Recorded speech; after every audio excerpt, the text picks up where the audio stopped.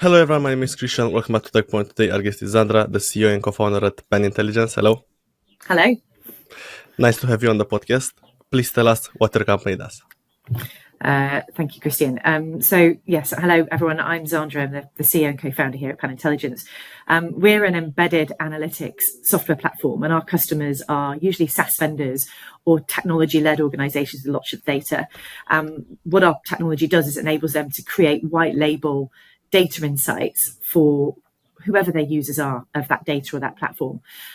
Usually we're embedded in another platform, another app or technology, and we do three things. So we enable those customers to turn their data into historical insights like reports, so distributed scheduled reports that you might get in your inbox on a Monday morning, real-time data visualization insights, so dashboards essentially that people can dice, slice, drill, filter and build their own insights. But we also do machine learning and predictive analytics, AI, so people can build predictive insights, forward-facing insights based on that historical data. And what's really important, all of this is no code, low code. Anybody can build a report, a dashboard, a machine learning model, and understand what it's doing. And I think it's really important in this new age of AI and innovation that everybody is able to not just build and understand what a model is doing, but they can explain it to others, trust it, and therefore apply it, because these sorts of insights are only useful if you trust them, and you tend to trust them if you know what they're doing and how they're being built. So that's what we are. We're sort of an engine that you can embed into your tech and turn your data into something valuable for everybody. And that's essentially it. We've got customers all over the world, so we're a global business, but we're based here in the UK. All of our team here is in the UK, but we have offices also in the States, in Boston. Nice. Thank you for explaining. What do you say is the biggest problem that you solve for your customers? As the biggest problem we solve is most of our customers are technology businesses at their heart, and their development teams have roadmaps which are usually prioritized around the unique things that their platform or technology or data does for their core market. Mm-hmm. And they're not experts in building data solutions. They're experts in that particular kind of go-to-market application for their product or their data. What we do is enable to free up their dev resources. Instead of having to build these data insights from scratch using maybe charting libraries or SDKs or components, is they can basically embed us into their product, configure us and switch that on and make that available to their customers in days. And it's always white labeled, so they still look like the heroes, they still look like they've done all the hard work, but essentially they're able to accelerate their roadmap around data insights, AI, and innovate more rapidly in that area and provide that to the customers, and therefore compete. Because if we're not competing in this area of data and innovation and AI, then frankly, these products, platforms and technologies can start to lose traction in market. So it helps them to keep pace with that without having to build it themselves with their own resources. Okay. So I guess you're selling to the developers, to the technical team in the companies, right? Yeah, we're selling to product managers who have usually got the problem of the product roadmap and looking at how they deploy those resources into those different using internal or external resources or third-party solutions. So often we start with things like a VP of product, a product manager, and then we often do in the development team where they're comparing us to doing it themselves, right? How fast could we do this ourselves versus bringing in a third party?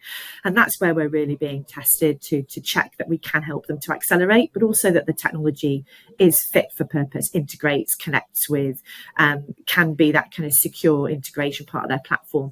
Nobody wants to embed technical debt, right? So we expect to be kicked very hard at that point, and we're very used to spending our time working with dev teams to prove out that we can be, a really core part of their platform that they can trust, and more importantly, can lean on us as a partner to help them to build out genuinely useful insights for their customers.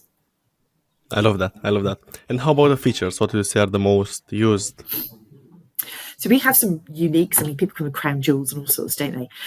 But we have some unique things that really set us apart from maybe other tools that are trying to be in this space. So we were built for banking here in the UK. And when you're built for fintechs, especially in a highly regulated market like banking in the UK, guess what? Security becomes the first thing that you have to worry about. So we've been built from the ground up for security authentication and enable a technology company to apply sometimes they're very complex user security permissions and hierarchies into a platform like ours. That means that every user of that data insight only sees what you want them to see, can only do what you want them to do, but most importantly, they trust that security integration can accommodate for all of those unique scenarios that they may have as a technology platform and provider.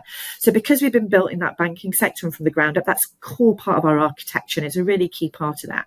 On the other side of that user experience, if you're going to give everybody the opportunity to participate in this data revolution and this AI revolution, it's got to be really self-service. So at the front end, because really security is a back-end developer thing and integration and governance thing, but at the front end, we've made it so that anybody can build their own insight. So you can be a nurse, you can be, a manager of a department or team, you can be a teacher in a college or a school.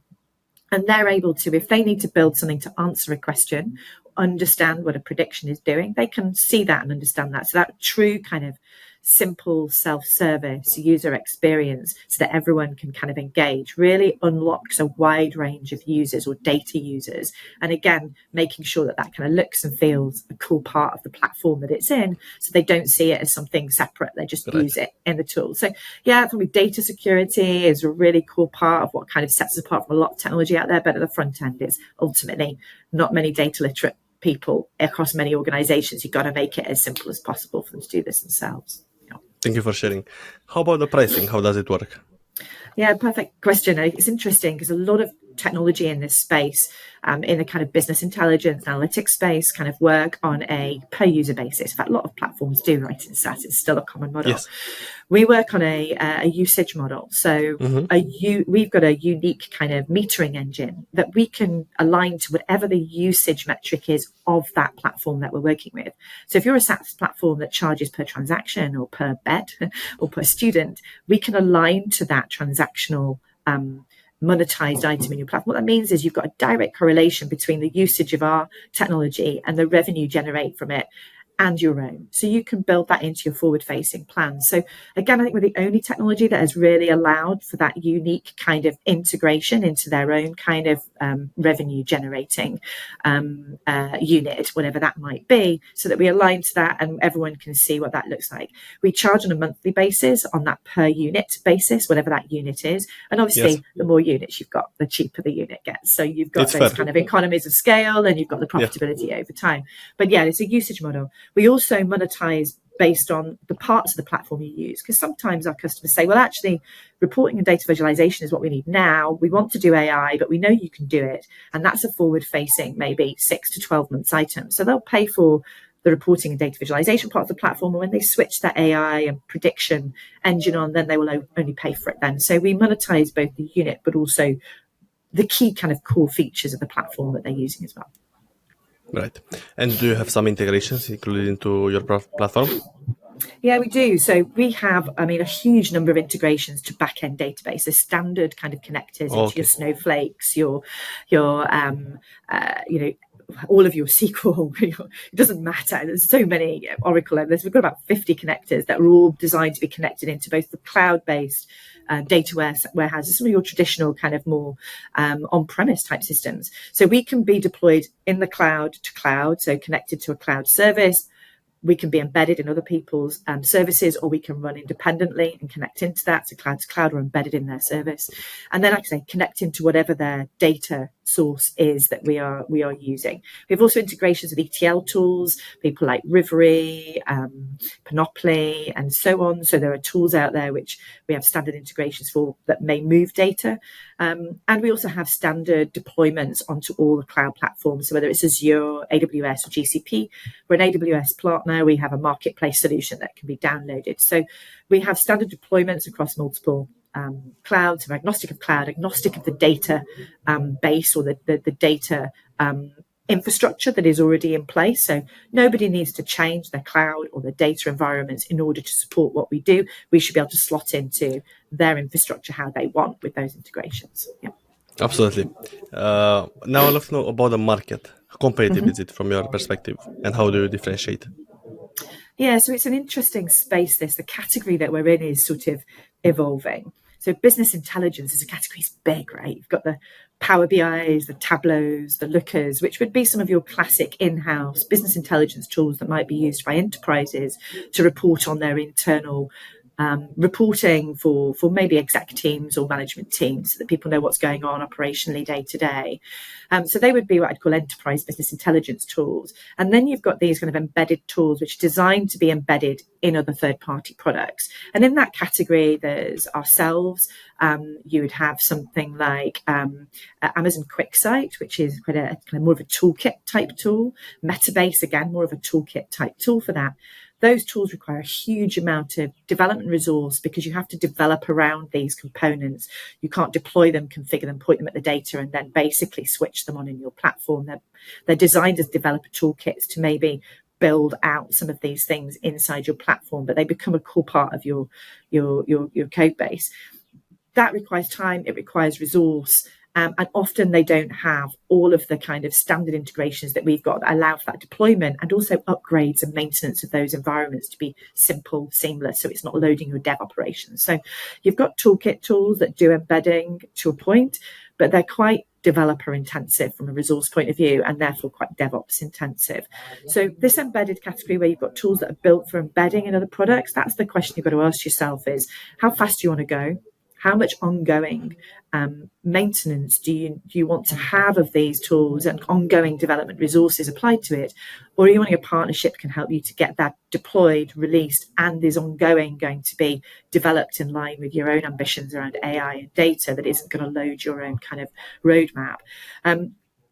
There's a lot of tools in the analytics space.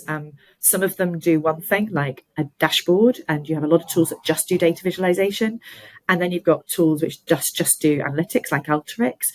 Because we do three things, we do reporting, data visualization, and predictive analytics, we are kind of three tools in one product for embedding. So again, a consideration when you're looking at the competitor landscape is, firstly, what are you using it for? If it's in-house reporting, there are tools for that. Power BI is a really good example of that. If it's for embedding, you're asking yourself about how much dev resource you need and how much do you need that tool to be able to do for you? Is it future-proofing your roadmap? Does it have the capability to take you where you need it to go around things like prediction and AI? And again, some of these developer toolkits are focused very much on data visualization real time, but they're not necessarily focused on kind of that AI and prediction. Does that help, Christian? Yes. Good. Good. Complex answer, but answered every question. Good. Now, I love to know more about the company, basically your story. Yeah. And when exactly did you start it? The business. Okay. Yes. So yeah, 2014 we did a management buyout actually. So like I said, we were born in fintech originally. So there was a fintech organization that we built this for ourselves. We had a huge Oracle database, legacy, 25 years in the making, early tech platform into banking that frankly, we were kind of holding together a little bit because it was quite a big beast. So we built this data engine outside of that platform so that it could kind of operate connecting into it. What we've done was we built a solution to a complex problem. At the time, most tools like ours were moving data in order to report on it. So they were literally lifting the data out of these databases, dropping them into another store because people were worried about the performance and the impact on that operational live environment.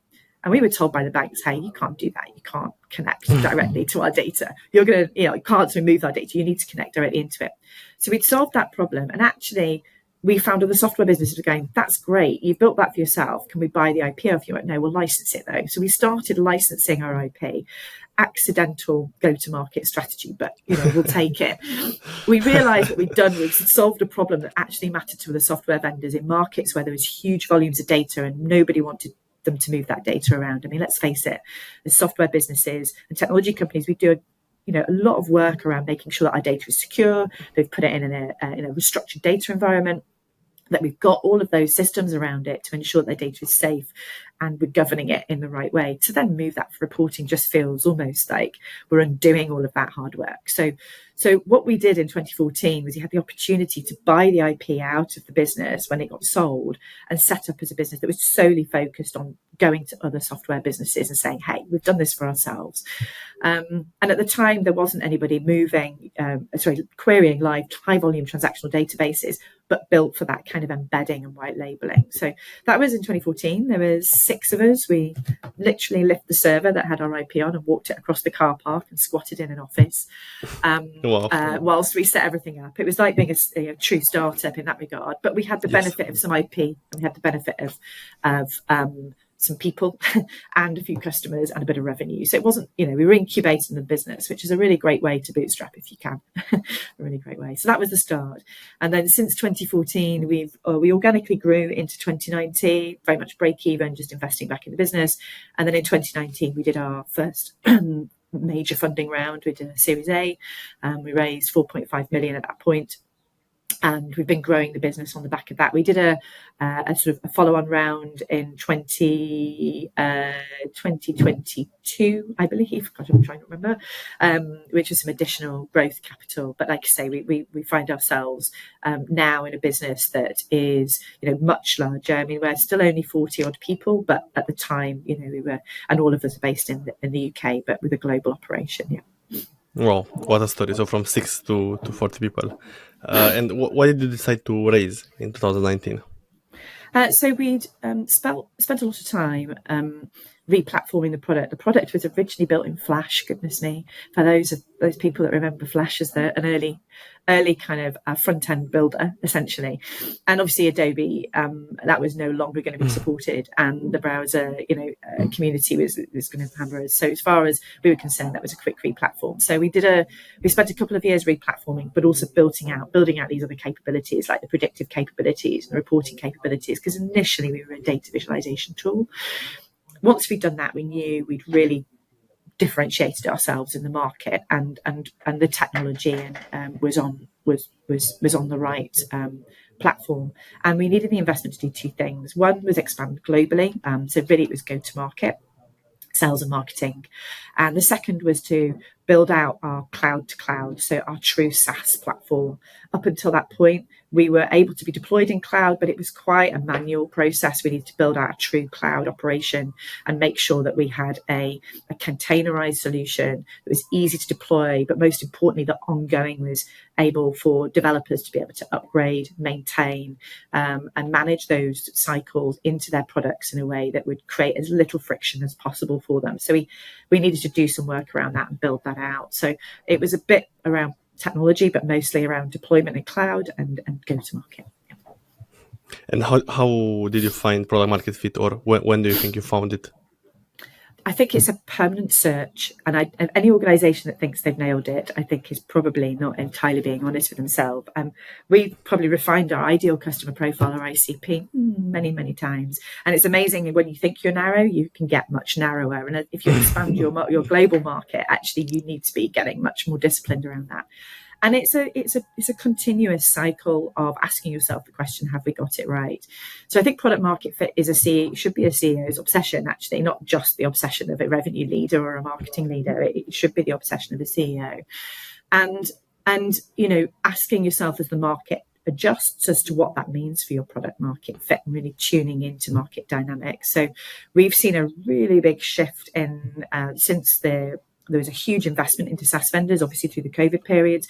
That created a huge amount of capital into those businesses, and they were making decisions around, we're just going to build dev teams, or we're going to get there faster and buy. So it was really interesting. We were looking for those companies that wanted to be first mover advantage, right? They were the innovators, the risk takers, buying in a third-party product to get them there faster, when they were more likely to do than those businesses that were perhaps tech-led and developer-led, and we're more likely to invest in the dev teams, and making sure that you really understand what questions you're asking at the very start of any kind of engagement to determine, well, what's the decision-making cycle likely to be for these? What are the personas of the people, and who are the people making the decisions will actually ultimately impact whether they're going to pick you or not, right? Yes. So those are the sorts of things which are super important, so the personas and the size of organisation, how well funded they are, and I could go through our 20 characteristics of our ideal customer profile and tell you how much they've changed over the last few months. So I think for me, I'm more interested in, how do you go about constantly challenging that product market fit as a approach as a business? And also, how do you keep yourself true to that and not convince yourself that you've got it right? Because frankly, it's a hard thing to do. I appreciate that. Now, on the opposite side of success and happy stories, I love to know your biggest challenges that you face in the business, or some lessons that you learned. Oh, there's so many, right? I think context switching in this role is just part of it, right? You go from an internal conversation external, and you go from conversations that will be around problems to looking forward facing into strategy that could be in the next 6 months or the next 2 years. And I think making sure that you prioritize enough time for all of those things and don't allow one thing to draw on your time is a constant challenge, and something that I don't know anybody that's really getting that right all of the time. And again, it's asking yourself, am I applying my time to all of the areas of the business, but all of the priorities and stages of today, tomorrow, and future that really need my attention? So I think that's a permanent challenge. I think as a business, the biggest challenge for us has been getting found. One of the biggest problems of being a white label solution is people don't like you to shout about the fact that you're in their product, because you're meant to make them look like the hero. So you have this real friction of brand versus brand build versus, and honouring that relationship that your customers value, which is make us look great. So brand build has been a super big challenge for us because we are only a white label solution. We don't have this kind of in-house enterprise play like a Power BI or a Looker have. How you brand build as a white label embedded product is still something I'm wrestling with in a way that's sensitive to your customers. It's definitely the next big stage for us as part of our growth and expansion, is to do that brand build, and doing that in a way that works and doesn't create friction for existing customers is going to be the interesting conversation for me. But for the potential customers, do they know they need a solution like yours, or it's still in educational stage? Yeah, so I think that's a brilliant question, because I think we've fought into and lent into educating for many years. In fact, certainly in 2014, I mean, there was no such thing as embedded analytics as a category, and it's only been in the last 2 or 3 years that's really becoming a category in its own right. And even then, there's an immaturity around that. So we're still to an extent in education. I would say that a lot of early stage SaaS businesses, if it's their first SaaS business, if it's their first time founders, probably don't know. If these are experienced product managers in larger SaaS businesses, they are more likely to be looking for it. So the stage of business and the persona, and whether they're a first or second time founder or first and second time, can make a difference between their knowledge in this is an option, and therefore their language around searching for it, frankly, and finding is. We still rely quite heavily on outreach as a business, and therefore that, going back to your product market fit and refining your ideal customer, I think if you're really tight on an ideal customer and the persona and the stage and the sector and the territory and all those wonderful things that you can gather data on, you can be very, very targeted in your messaging and educate earlier. And we do a lot of that. And so we don't wait to get found. We do a lot of hunting, and we do that through some amazing tools that we use in our marketing stack, like Apollo and Zoom and, the whole end-to-end stack. We have Salesforce and so on. And the team work that technology very well to kind of make sure that we're just talking to the people that are a good fit. What is your vision for the future of the company? So we've had quite a simple vision for a long time, really. It's been the number one for embedded analytics into SaaS vendors, because that's our ICP, ideal customer profile, is a SaaS vendor. We want to be the go-to technology that development teams in SaaS businesses go, nobody builds a data warehouse. Snowflake is becoming a default. No one builds a data center. People just go to AWS to deploy. Those third-party technologies and platforms are critical to the end-to-end kind of stack that a SaaS business is built on. And we want to be the data engine that is the default when people are putting apps and data platforms together that they're going to serve out to an audience or a user base in their brand. So we want to be that kind of what Snowflake is to data storage. We want to be to data insight for SaaS businesses, essentially. So that's the kind of, I would say, the big vision and mission. As far as growth in the business, the North American market we've proved out, which has been fantastic for us, and it's great to see all the information out today that the US economy is outperforming and continues, and Europe is a bit slower behind. So for me, it's to really build that brand and that reputation out in the North American market, where we know there's good growth, there's good investment into that ecosystem, and frankly, there's a much larger pool of potential customers for us. So I think really kind of building the North American market out in the next 3 years and establishing our brand and getting known and being much more visible would be the two key areas of priority for us. Yeah. Perfect. How about your career? How did you start? What is your story? My background. Yes. So I'm very lucky because I think as a female CEO of a tech company, we're still quite unusual, sadly. But I was fortunate to have a mum that was at the very dawn of the internet here in the UK. She was involved in FreeServe, which was the first free email service that was launched across Europe. Now, when you've got that kind of role model at home, you can imagine yourself working in tech. She was in tech, I was in tech. We had a computer in our house, the first version of Word before anybody on my street did for many, many, many, many years, right? So, and we were having things like ICL and brands that are no longer around. She used to work for Digital Equipment Corporation. Again, all of these brands that don't exist. So it was very easy for me to step straight into tech as a career, which is what I did. That's what I wanted to do. I kind of wanted to be my mum, frankly, which was my inspiration. So I did have a bit of a head start. I've spent most of my time in the commercial side. So whilst I've always been in software, I've always sold or been involved in growing software businesses, mostly early stage businesses, mostly startups, small businesses, and a few of those have exited. I'd never been a founder of those businesses. I was going in and growing their kind of go-to-market and their revenue operations, essentially, in their teams. When I had children, I found it was very difficult to retain a director level job in a kind of CRO type role in a software business and juggle that kind of need to be available to pick my kids up from nursery and do the things that you do when they're tiny. So I did make the decision at that point to become a kind of fractional CRO, really, which was to say, right, let's go and have a portfolio career whilst that suits me and the young family. I set up my first business, and that was very much a consulting business, going out and helping lots of startups to get their go-to-market strategy, their revenue operations and their systems up and running for them to be able to kind of grow that kind of revenue base. And that's where I came across my co-founder. So they were originally a customer. So they were building this platform in the technology company. I started to do some consulting for them. They were like, hey, if we had the opportunity to buy the IP, would you be in? I was like, yeah. And I emptied my bank account. We all went in together on it. So I would say I think I always wanted to be a founder of a technology business, but I'm not a technical founder. So I needed a technical co-founder with a product, and a great fit. Technical co-founder with a product that I got was selling to software businesses. I'd been in software my whole career, so I got the problem. I could see it from the other side, and I could help with the go-to-market and the revenue. So that was the story, really. That's wonderful. Thank you so much for sharing. And what would be your best piece of advice for a starting founder?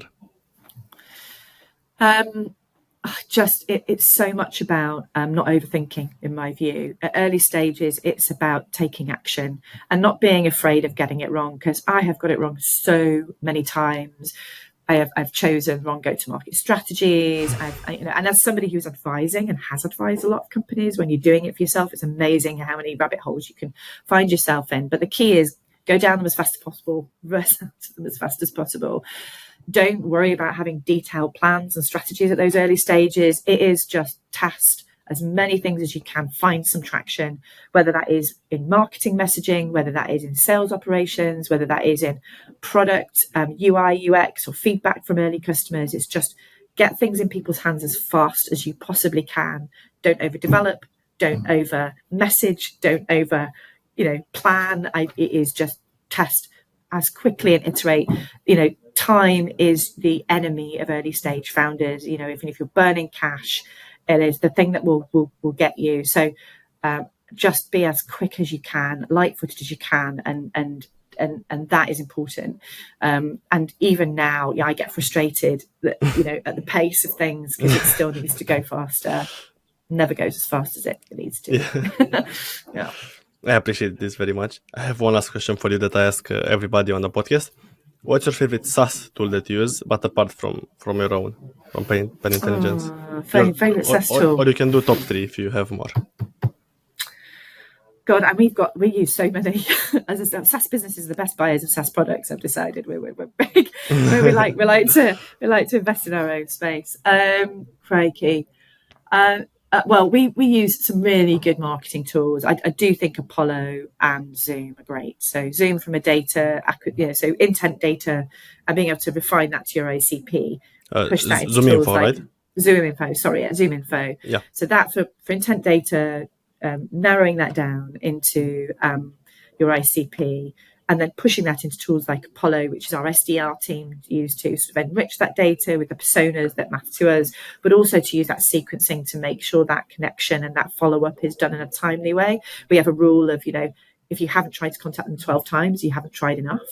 So putting that discipline into a sequence where it's not just an automated sequence, because nobody wants to be automated to death and everyone sees through it, but those sequences are reminding them to send a personalized email or pick up the phone. So our sequences involve probably 80% Multiple personalized steps. Outreach and 20% automation. It's just Nice. getting it to come up in a sequence for them. So I think we all need to be held true to kind of those kind of activity levels that we know ultimately deliver results, even how frustrating that can be sometimes.